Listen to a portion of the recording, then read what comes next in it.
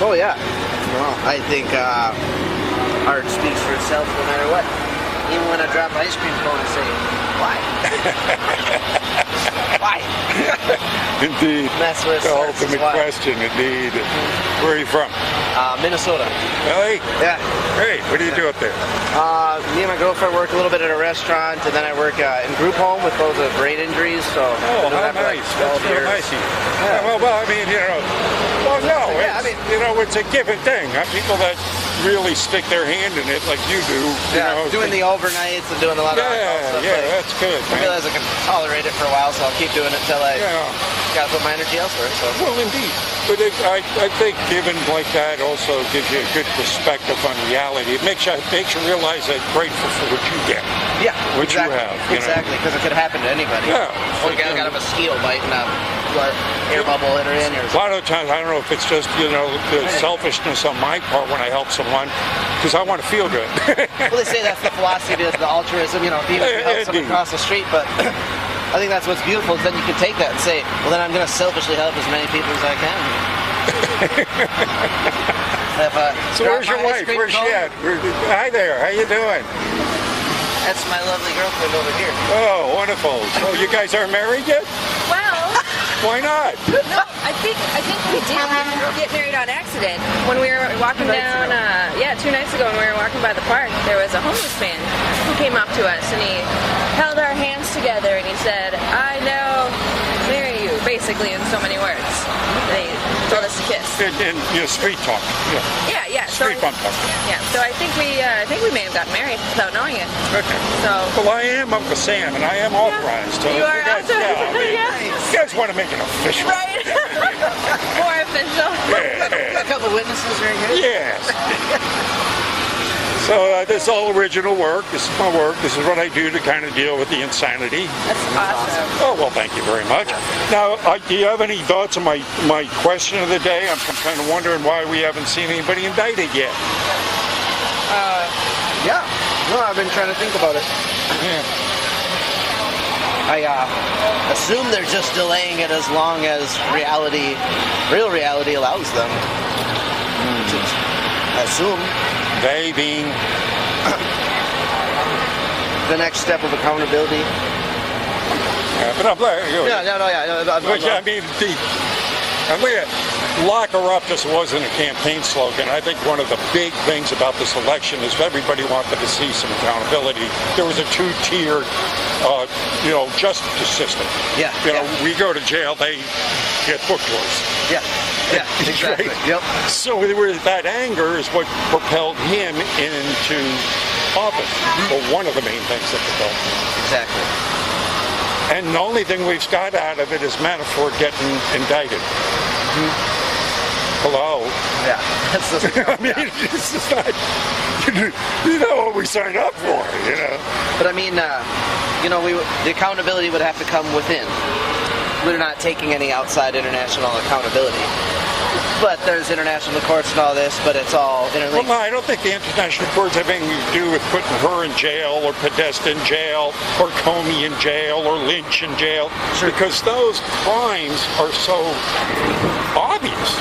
I mean, it's like, I just talked to a retired colonel, who told me if he had done 1/1000 of what this woman did, he would have been busted and ranked, thrown in prison, lost his everything. So I'm okay, that, this is a colonel, right? So I'm going, why aren't we seeing, now, one of the good things is this Monday, Weiner is getting sentenced. Oh, yeah. To 27 months, they say. But that's, it's like, okay, it's not enough. Right. Right. Not enough. So I'm just wondering, what is it with Sessions? Do they have something on him? Is he too good of a guy? Is the swamp too big? Is he giving the orders? Are they not being followed?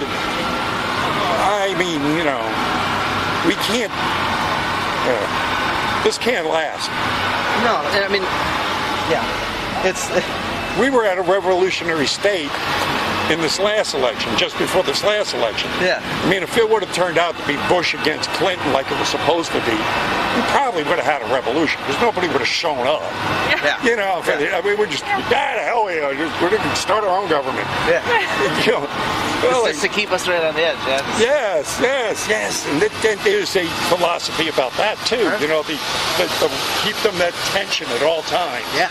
Right? Keep them in that suspense. And as I'm wondering, have we been played again? Is that what they're doing here? Well, it's got to be such a shell game, but that's why, I mean, with the Y and being played with, that's, I think they, sure, but like, Yeah. Powers that be. Whoever can stand from delaying accountability on various levels at certain times. It's about timing, you know. It's not someone gets delayed accountability until it works out for them, and then whoop, just throw them under the bus.